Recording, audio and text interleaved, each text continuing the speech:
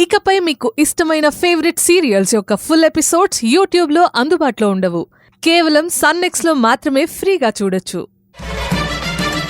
స్వర్ణ విషయం బాబాయ్కి చెప్పి బాధపడుతుంది.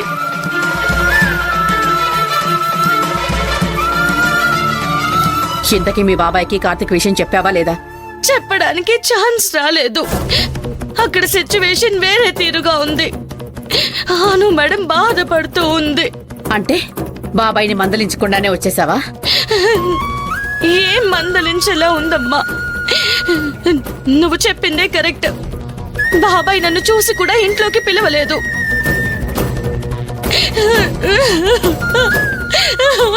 ఊరుకోవే.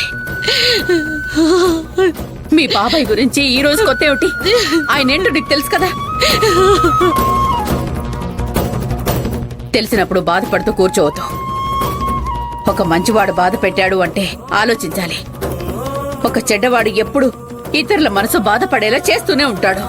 నేను బాధపడేది బాబాయ్ అన్న దానికంటే అను మేడం అన్నదానికే ఎక్కువ బాధపడుతున్నాను. అనునా? ఆవిడ నిన్నేముంది?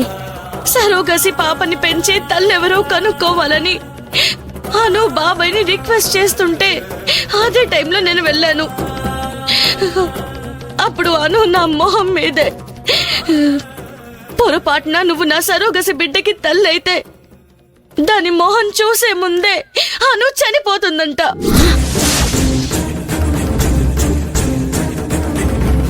ఏంటి సుందరి నువ్వనేది? అవునమ్మా. తను ఎంత కసిగా అంటుందంటే అప్పుడే నాకు చాలా భయం వేసింది. ఇప్పుడెలా సుందరి? నువ్వే కదా రియల్ గా తన బిడ్డను మోసేది. నువ్వే కదా తన సరోగేట్ మదర్వి. అదే నాకిప్పుడు భయంగా ఉందమ్మా.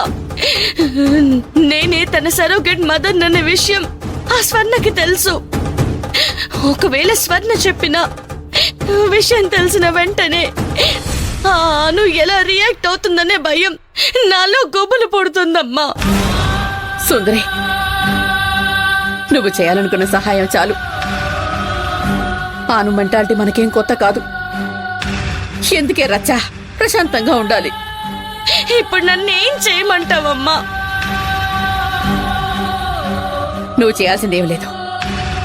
అను దగ్గరికెళ్లి విషయాన్ని దాయకుండా కుండ బద్దలు కొట్టినట్టుగా నా కడుపులో పెరుగుతున్నది నీ బిడ్డ అని చెప్పే. నిజం సుందరి. ఆ తర్వాత ఏం జరిగేది ఉంటే అది జరుగుతుంది. తను వద్దందనుకో, అబార్షన్ చేయించేసుకో.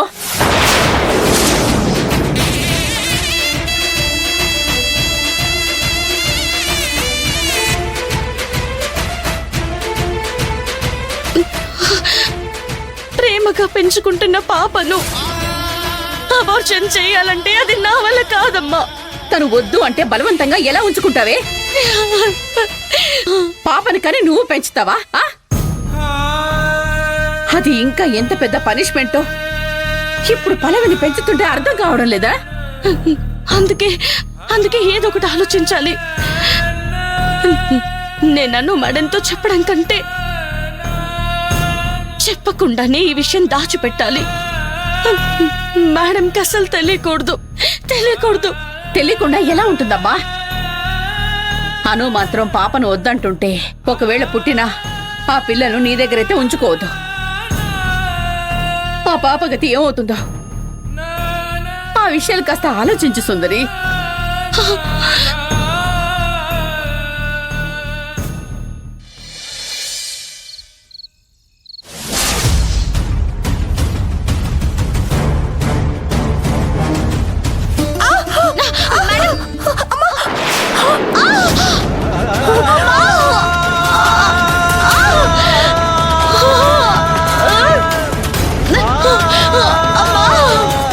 నరుస్తున్నావా? ఏమైందా నరుస్తున్నావా? నా బిడ్డ ఎవరి కడుపులో పెరుగుతుందో తెలియదు. ఈ సుందరి కడుపులో పెరిగే బిడ్డకి తండ్రి ఎవరో తెలీదు. ఇప్పుడు అడుగుతాను. ఏ సుందరి, నువ్విప్పుడు కడుపుతో ఉన్నావు కదా? అవును మేడం. మీ చెయ్యి మీకు తెలియకుండానే నా కడుపుకి తగిలింది. లోపల బిడ్డేం చావదులే. లోపల బిడ్డకి ఆ దెబ్బేదో తగిలి పిండం విలవిలలాడుతున్నట్టుంది నిన్ను నీ మెలికలు చూస్తుంటే. అసలు లోపలున్నది ఆడామగా. మేడం, ఏంటి అరుస్తున్నావు?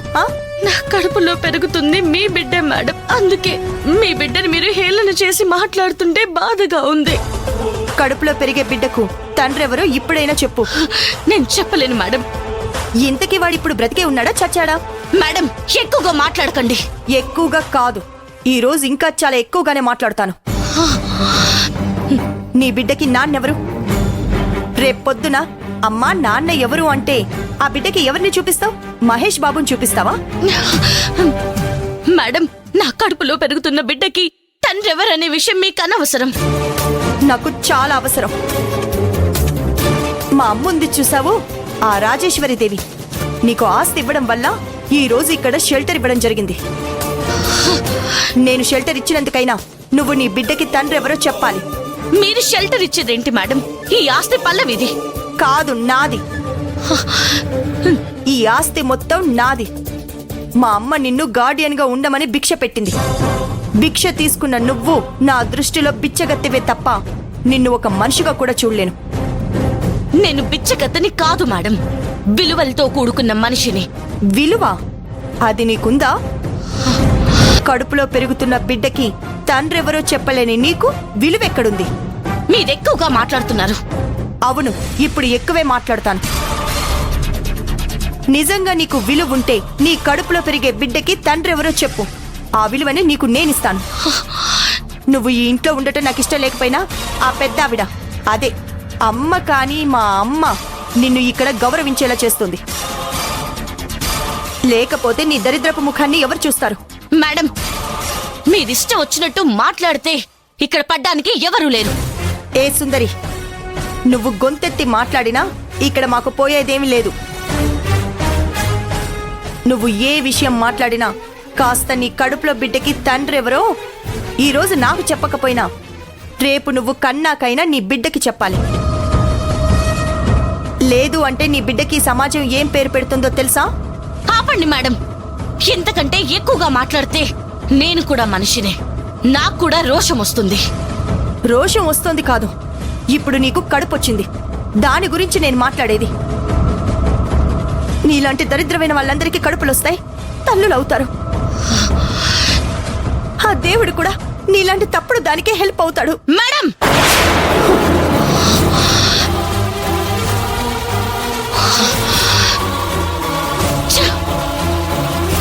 నా మీదికి చెయ్యెత్తుతావా? తిరిగి నేను చెయ్యెత్తితే? ఛీ, నీతో మాట్లాడడానికి నాకు సంస్కారం అడ్డొస్తోంది.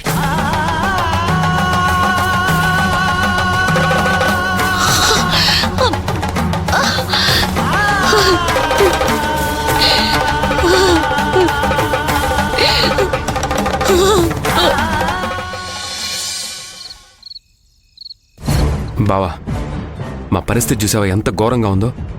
ఏమైంది కార్తీక్? స్వర్ణను అను తన బిడ్డను మోస్తున్న సరోగేట్ మదర్ అనుకుంది. సరోగేట్ మదర్ స్వర్ణ కాదు కదా? కరెక్టే బావా, మన అను అలా అనుకుంటుంది. సరోగేట్ మదర్ స్వర్ణ కాదంటున్నారు. ఈ విషయం మీకెలా తెలుసు?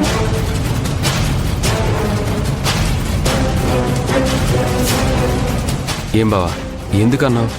ఎలా అన్నావు? తెలిసే అన్నావా? అదే, హాస్పిటల్లో అంత పెద్ద సంఘటన జరిగి స్వర్ణ చేసిన మోసం మనందరికీ తెలిసింది కదా, అందుకే అలా అన్నాను. అలా అన్నారా? సరే సరే, విని బావా, నేను చెప్తాను. సడన్ గా నేను సుందరి కడుపులో పెరుగుతుంది అను పాప అని తెలిసి గబుక్కుని అనేశాను. ఇప్పుడు స్వర్ణ విషయం నిజం కాదు, అబద్ధమే. ఒకవేళ అదే నిజం అయితే డాక్టర్లు 25 లక్షలు అవుతుందన్నారు. మరి మా దగ్గర 25 లక్షలు లేవు కదా బావా. తాకట్టు పెట్టి డబ్బులు తెద్దామంటే మా దగ్గర కనీసం బంగారం కూడా లేదు. అంటే నేను అను కలిసి మా బిడ్డను బతికించుకోలేని స్థితిలో ఉన్నాం. బావా, మా ఎకనామిక్ కండిషన్ మీకు తెలియటం కోసమే ఈ విషయం మీతో చెప్తున్నాను. ఆస్తి మొత్తం ఆ సుందరి చేతుల్లోనే ఉంది. అలా ఉంటే మా పరిస్థితి ఏం కావాలి? అను చేతుల్లో కేవలం డబ్బు లేనందుకు బిడ్డ చనిపోయింది. ఈ మాట ఎంత అవమానకరంగా ఉంది. ఈ మాట అనిపించుకోవడం కోసమా అను నేను బ్రతికుండేది? ఈ సమస్యకు పరిష్కారం మీరే చూపాలి బావా. నీ బాధ నాకు అర్థమైంది కార్తీక్. ఒకటి చెప్తున్నాను, గుర్తుపెట్టుకో. నా కూతురు అనుని మాత్రం ఇప్పుడు నువ్వు చెప్పావే 25 లక్షల స్టోరీ అలా మాత్రం ఎప్పుడు ఉంచను. ఆ సుందరి దగ్గరే ఆస్తి మొత్తం ఉంటుంది కాబట్టి దీనికి ఆ లాయర్ భారతి గారే పెద్ద మనిషి కదా. వెళ్ళి భారతిని అడుగుదాం. లాయర్ భారతి ఏం చెప్తుందో చూద్దాం.